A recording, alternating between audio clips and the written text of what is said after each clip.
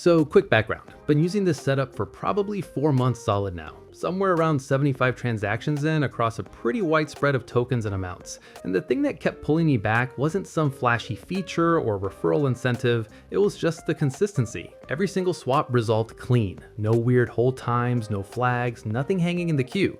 For something that's supposed to be infrastructure, that's actually the bar, and it kept clearing it. But to understand why that matters to me personally, I have to go back a bit.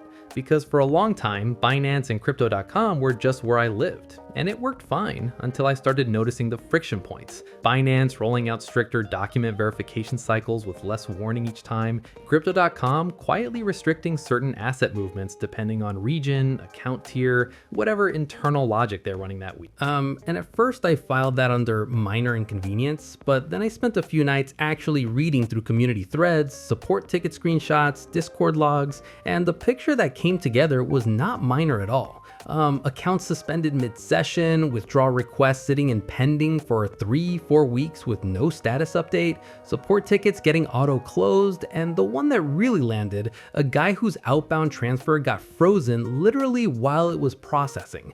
Funds in transit nowhere on either end, just stopped. That's not a glitch, that's a structural vulnerability. And the part that got me was, none of these people did anything wrong. They just happened to be using a system where someone else holds the keys. So that's what pushed me into actually stress testing non-custodial swapping as a real daily use option. And the underlying mechanic is generally not complicated. There's no registration, no identity layer, no intermediary holding assets between steps.